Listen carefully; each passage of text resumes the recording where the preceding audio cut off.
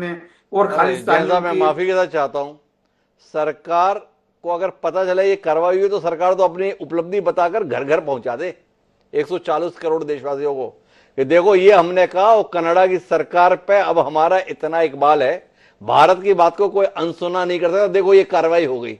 अगर कार्रवाई हुई होती तो आपसे मुझे यहां सवाल पूछने की जरूरत थोड़ी पड़ती, चौराहे चौराहे पर इसकी चर्चा हो रही होती। वो 6 राजनयिक निकाल दिए, मैं आपको बता रहा था, भारत ने भी। तो मंच से ये नहीं बताया जा रहा कि कनाडा ने भी 6 भारत के निकाल दिए हैं। ये बताया जा रहा है कि देखो आज का हिंदुस्तान, वो जस्टिन ट्रूडो बदमाशी कर रहा था, उसके 6 लोगों को निकाल बाहर किया हमने अपने देश से। तो आपसे जानना ये चाहता हूं कि हिंदुस्तान में जो ये धारणा है, वो धारणा ही नहीं यकीन है कि अब खालिस्तानी गतिविधियां दुनिया में अगर कहीं से संचालित हैं तो कनाडा से।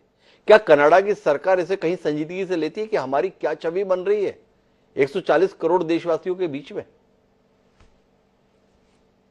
जी, जहां तक कार्रवाई का सवाल है, मैं आपको बताऊं कि खालिस्तान की कुल संख्या इस आबादी का एक बहुत छोटा सा हिस्सा है, और वो कुछ गिने चुने जो कस्बे हैं वहां पर से उनकी गतिविधियां संचालित होती हैं। यह कनाडा सरकार को भी मालूम है, कनाडा में जो भारतवंशी लोग हैं उनको भी मालूम है, और यहाँ का जो वृहत सिख समुदाय है उसको भी मालूम है कि वो कौन गिने चुने लोग हैं। तो आप ये सोचिए कि उन 10,000 लोगों के लिए क्या 8 लाख भारतीय सिखों को प्रताड़ित किया जाना या उन सभी को खालिस्तानी कहना शोभनीय है? क्या वांछनीय है? क्या उसे कोई स्वीकार करेगा?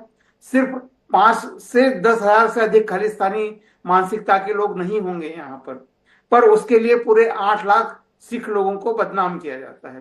तो ये किसी को भी सहनीय नहीं है। और ये मतलब मणिपुरी साहब, मैं आखिरी दौर की बातचीत पे हूं, क्या आपको ऐसा लगा कि हिंदुस्तान में बैठे हुए लोग कनाडा में मौजूद सिखों को दुश्मनी की निगाहों से देखते हैं? सोच तो यही है ना, दृष्टि तो यही है कि वहां कुछ लोग ऐसे हैं। ये तो 5,000 10,000 बोल रहे, हम तो उन्हें 10 20 50 100 की संख्या में ही आंकते थे, जो देश विरोधी गतिविधियों को कनाडा के कानूनों का लाभ लेते हुए संचालित कर रहे हैं दूसरे देश में अराजकता फैलाने के लिए।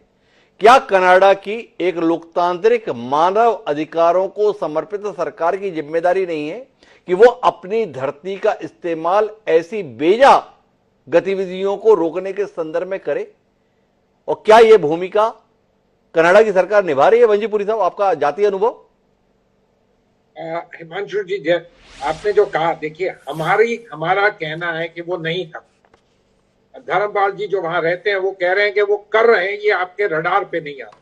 मेरा अपना मानना है कि आपने खुद कहा 100 लोग होंगे, 150 लोग होंगे, जितने भी इतने लोग होंगे, वो उनकी जो रूल्स रेगुलेशन हैं जो काफी लिबरल हैं, खासकर जो चीजें कनाडा के बारे में नहीं है दूसरे देश।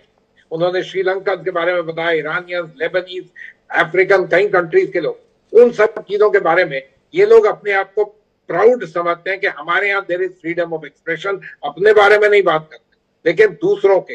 Now this is a reality of the world, हम भी जानते हैं इसको, और सो वो लोग ये चीजें करते हैं।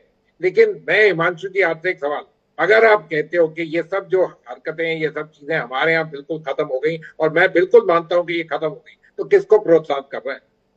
अब वो अपने आप वहां पर कुछ कह रहे हैं। देखिए, मेरा मानना है कि हमारी तरफ से बिल्कुल पूरी कोशिश लगातार हुई है, और भी ज्यादा होनी चाहिए। कनाडा की कोई भी सरकार आ जाए कि आप इन किस्म की गतिविधियों को बिल्कुल बंद करिएगा। Use your laws to the maximum extent, because they are hurting not only